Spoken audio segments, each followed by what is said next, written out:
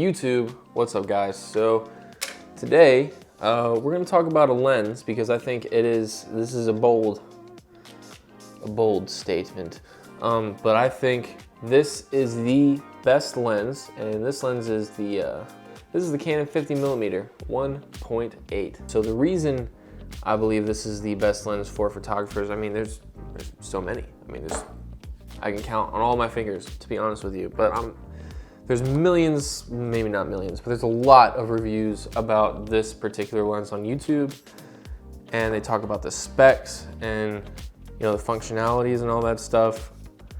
And you could watch, I mean, their videos are, they're good. So I don't want to, keep preaching to the choir. So basically, I'm just gonna tell you why I bought it, what I use it for, and the reason it is probably one of my smartest purchases ever. As you all know, just a quick run through, Canon's low light performance is not that great, especially in their consumer grade DSLRs, which is what I have. I have basically, the cheaper end of a DSLR.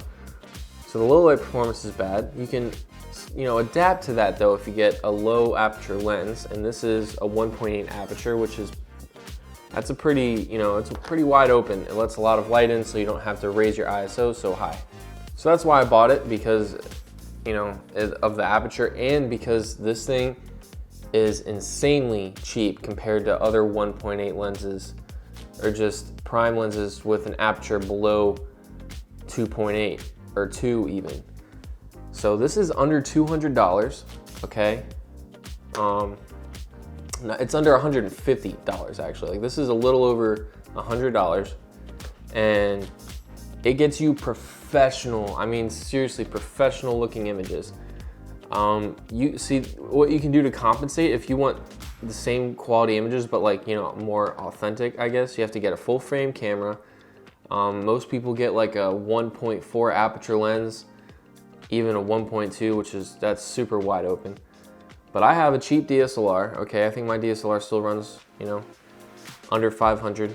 And then with this lens, which is a little over 100, it's less than half of what buying all that other equipment will do. So, for example, the EOS R, and then with its 50mm lens is literally, it's like 3 times more expensive than just the camera I have and this lens. And you can almost get, it's not going to be on par, obviously, it's more expensive camera and lens, but you can get really close to that kind of image quality with, just on a budget.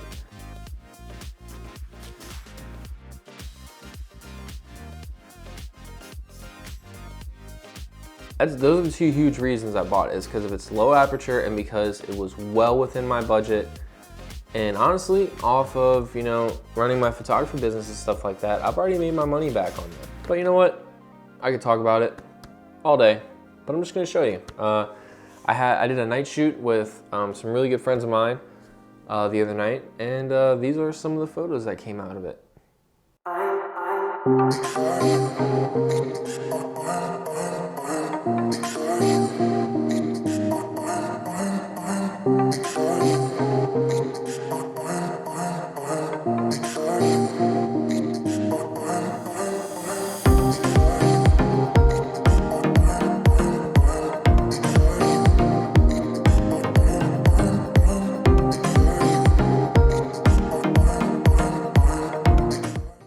So welcome back, now that you saw those amazing photos, if I do say so myself. Now I do want to talk about the video part of this, because I don't use it a lot for video, but this can also be a really good lens for filmmakers, because it does give, the same with like pictures and stuff, this has a really nice film look to it. And if you're a filmmaker looking for a budget lens for like close-ups, or kind of close medium shots, this can also be a very, very cinematic lens. It has a 7-blade aperture, which means that the bokeh is so beautiful. I mean, it's just the fairy lights and stuff like that, it just looks so good with this lens. Partly due from the focal length, because 50mm, that's a decent focal length. And it just makes the lights look so good. This is also a really good lens for portraits. This is probably the king of portrait photography right here. is this lens. If you're a portrait photographer, I highly recommend picking up this lens. And it's small, it's compact, you know, it's not huge or anything. I mean, my mouse is like almost the same size, maybe even bigger. So this, you can put this in your pocket and take it anywhere. So back with video, because of the low aperture, it does make your videos and films even look more professional. There is a downside to this lens though. So it's not image stabilized, and for video, if you do a lot of handheld things, or even just with like gimbals and stuff like that, it's hard to stabilize a lens like this, especially at such a focal length. It's kind of wobbly. So if you're gonna use this for filmmaking and stuff like that, have it on a gimbal, a Steadicam, or a tripod. You need some sort of stabilization because it's just gonna look really shaky. But here are also some examples of what this would look like, you know, filming a video, or like, you know, it has a really filmic look to it.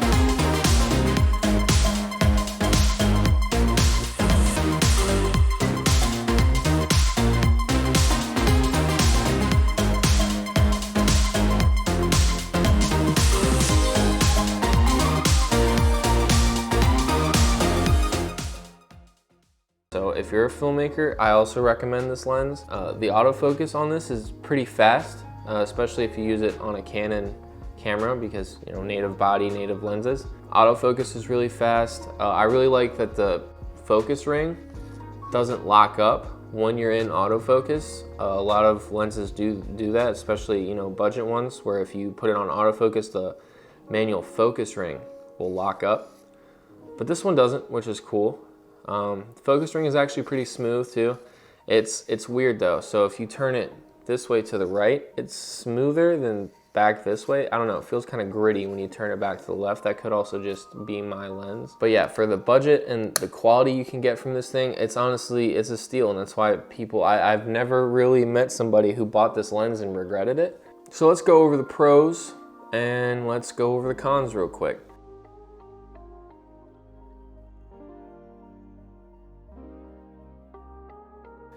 So pros, good low light performance. You know, you can use this at nighttime to take pictures, especially in downtown areas.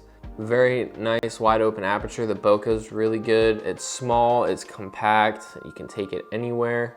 Budget, it's a very good budget lens. Like the whole being under $200 thing is crazy to me. Cons, like I said, the one thing that does suck about this lens is that it doesn't have stabilization, which, you know, would probably make it more expensive. So for video and even with some photography, just be careful when you use this lens. Just make sure it's stabilized on something, or if you're gonna use it for photos, just have it at a higher shutter speed so you don't get as much motion blur. The other negative to this is that the build quality, aside from the mount ring, which is metal, it does feel kind of plasticky and cheap, which, you know, it's under $200 lens, that, you know what I mean? So it's gonna feel plasticky and cheap. And then the focus ring, it's smooth, but only in one direction. There's that, but honestly, those are not even nearly like bad enough for me not to recommend this lens. Like, I will recommend this lens always, always, always. Pick up one for yourself. I highly recommend it, and I can almost 9 out of 10 guarantee you're not gonna regret it. If you shoot portraits or any other kind of photography that requires, you know, a really blurred out background, or just, you know, you want your images to look more professional with a budget, lens is perfect. All right guys, that is all that I got for you today. I really hope you enjoyed this video. Please like and subscribe and comment if you know, you have any other questions, or you just wanna tell me how great your lunch was with the chocolate milk you're going to drink because I said so. No, but really guys, take care, have a good day. Stay safe out there with COVID and all that stuff. And yeah, go do something fun. I'm out.